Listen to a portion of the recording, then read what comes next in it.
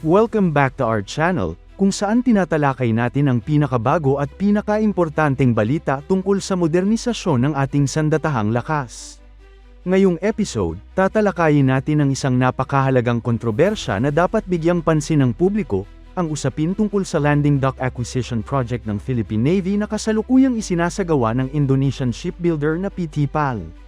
Maraming kumakalat na balita at spekulasyon online, lalo na mula sa ilang Indonesian defense pages, na ang dahilan daw ng pagkaantala sa konstruksyon ng dalawang bagong landing platform docks o LPDs ay dahil sa problema sa bayad mula sa Pilipinas. Pero ayon sa analysis ng Max Defense Philippines, hindi ito totoo. At dapat malinaw na mailatag kung ano ang talagang nangyayari sa likod ng proyekto.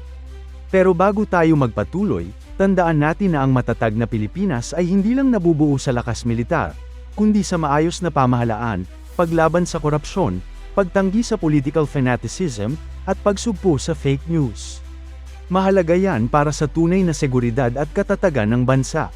Unang-una, malinaw na nakasaad sa contract agreement na ang pagbabayad ng Department of National Defense, o DND, sa PT PAL ay nakabase sa percentage of accomplishment at milestones na maaabot ng proyekto. Ibig sabihin, hindi basta-basta makakatanggap ng pera ang PT PAL kung hindi sila makakaabot sa mga itinakdang target. Batay sa plano ng Department of Budget and Management, DBM, sa ilalim ng kanilang Multi-Year Obligational Authority, MYOA, hinati sa tatlong yugto ang bayad para sa proyekto.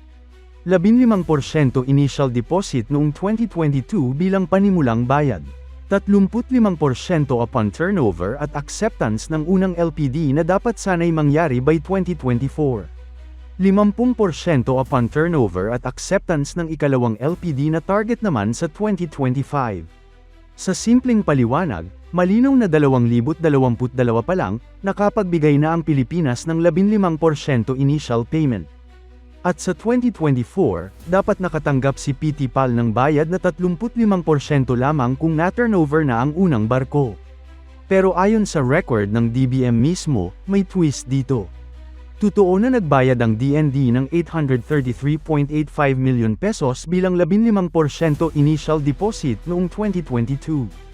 Pero noong 2024, nakatanggap si PT PAL ng hindi lang 35% kundi 45% milestone payment na umaabot sa halagang 2.502 billion pesos. Kung pagsasamahin, ibig sabihin nakatanggap na ng 60% ng total project amount si PT PAL as of 2024, kahit na wala pa silang na-turnover na barko. Dapat ay milestone-based ang payment scheme, pero nagkaroon ng adjustment na pumabor sa PT PAL. Kung tutuusin, dapat noong 2024 pa natanggap at na-deliver na sa Philippine Navy ang unang LPD.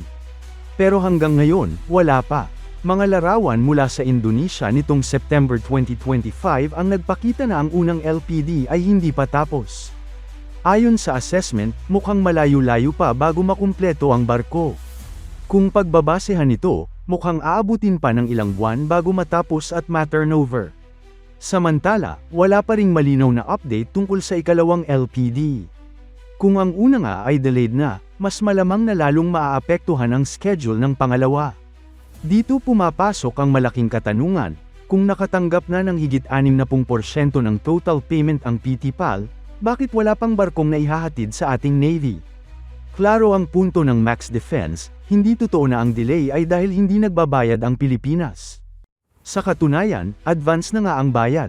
Ang tunay na tanong ay bakit hindi pa rin natutupad ng PT PAL ang kanilang obligasyon na mag-deliver ng barko on schedule. Dito nagmumukhang shortchanged ang Pilipinas. Tinanggap ng PT PAL ang bayad, pero hindi natupad ang milestone. Isa itong malaking issue ng accountability na dapat linawin ng PT PAL at ng kanilang gobyerno.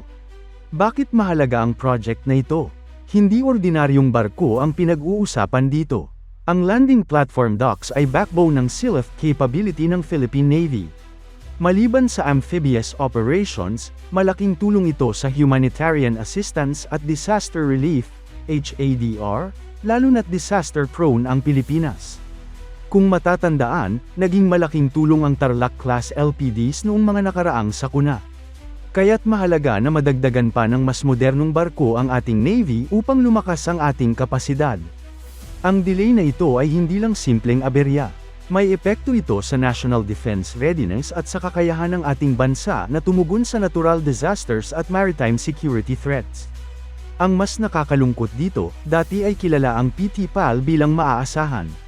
Sila ang gumawa ng unang batch ng Tarlac-class LPDs, at on time nila itong na-deliver noon.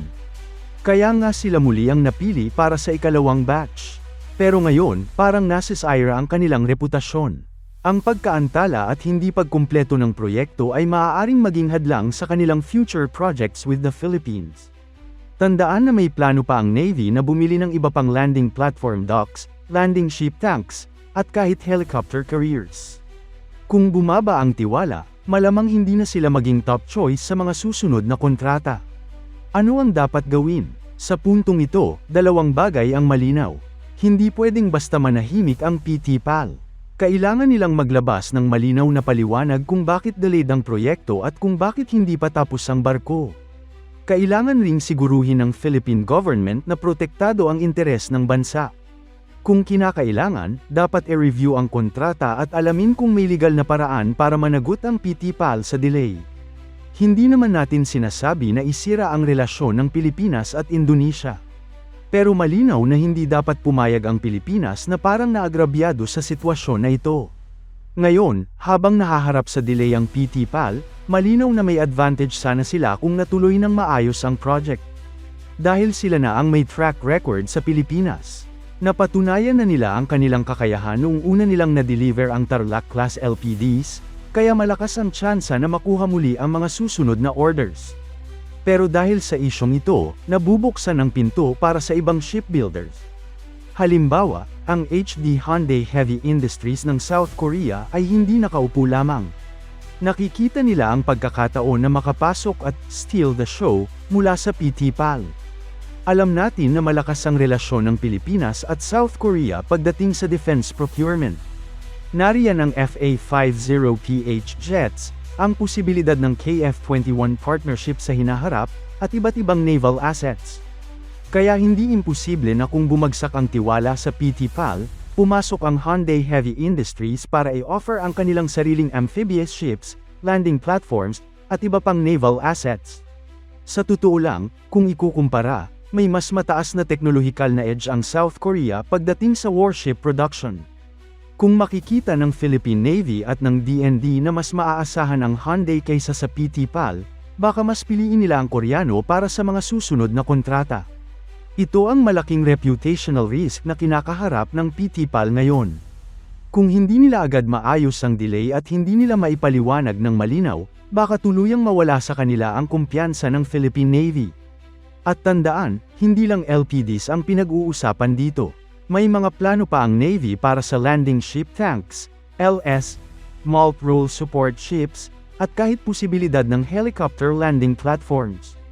Kung mawala ang tiwala, baka lahat ng future projects na ito ay tuluyang lumipat na sa ibang shipbuilder, at yun ang pinakamasakit para sa PT-PAL. Sa madaling salita, nasa kanila ngayon ang bola. Kung gusto nilang manatiling preferred builder ng Philippine Navy, kailangan nilang mag-deliver at magpaliwanag. Otherwise, baka tuluyang maaga ng Hyundai Heavy Industries, o ng iba pang global shipbuilders, ang pagkakataon. Mga kababayan, ang issue na ito ay nagpapakita kung gaano kahalaga ang transparency at accountability sa mga defense projects. Hindi biro ang ginagastos dito, bilyon-bilyong piso ng taxpayers, money ang nakataya. Kung hindi ito maayos, hindi lang pera ang mawawala. Apektado rin ang national security at kakayahan ng ating Navy na gampanan ang kanilang tungkulin. Kaya dapat tayong maging mapanuri. Hindi natin dapat tanggapin basta-basta ang mga dahilan na walang konkretong ebidensya. Sa ngayon, malinaw na hindi sa Pilipinas ang problema sa bayad. Nasa PT-PAL ang responsibilidad na ayusin ang delay at tuparin ang kanilang obligasyon. At dito muna nagtatapos ang ating malalim na talakayan tungkol sa landing dock acquisition project ng Philippine Navy at ang kontrobersya sa PT-PAL. Kung may natutunan ka sa video na ito, huwag kalimutang mag-subscribe at i-share ito para mas maraming kababayan ang magkaroon ng kaalaman tungkol sa tunay na sitwasyon ng ating Armed Forces modernization. Hanggang sa muli, Pilipinas, at patuloy nating bantayan ang ating karagatan at pambansang interes.